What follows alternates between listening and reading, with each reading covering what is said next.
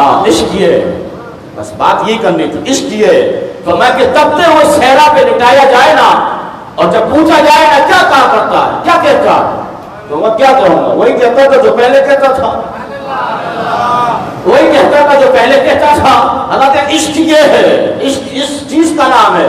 اب جس کو عشق کی سمجھ ہی نہ ہو، جو عشق کی گلی میں گیا نہ ہو، اس کو عشق سمجھ میں نہیں آئے گا۔ جب اس کو عشق سمجھ میں نہیں آئے گا تو اس کو عاشقوں کی بات سمجھ میں نہیں آئے گی، وہ خشکا ہی رہے گا، وہ خشکا ہی رہے گا، اس کی زبان سے تنقید کے لیے چلے گی۔ حالانکہ اگر عشق مانگتا ہے قربانی کہ تپتے ہوئے صحرا پر لٹا دیا جائے اور پوچھا جائے کیا کہا کرتا ہے، تو کہے گا وہی کہتا تھا جو پہلے کہتا تھا۔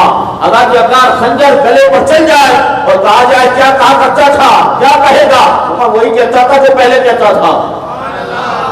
حالانکہ محترم 5 مہینے جیل میں رکھنے کے بعد بھی نہ پوچھا کیا کہتا ہے۔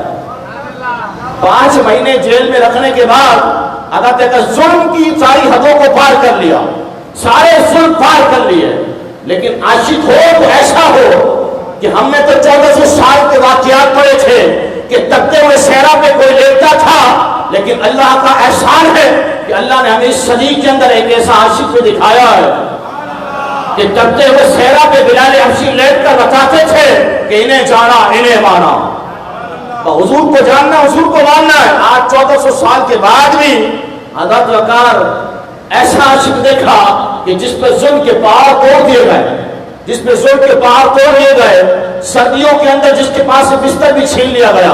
حضرت وقار اگر سردیوں کی سخت راتیں ہیں تو سالن ایسا دیا بالکل ٹھنڈا برف، لیکن جس نے چونا کی ہو، گرمیوں کا سورج تپ رہا ہے، حضرت کا سورج چمک رہا ہے، گرم پانی دیا جا رہا ہے، ٹھنڈا پانی نہیں دیا جا رہا، ادا جگہ لیکن عاشق یہ کہتا ہے کہ لطف سجن دم بدم، گارے سجن گاگا، انگی سجن واوا، انگی سجن واوا۔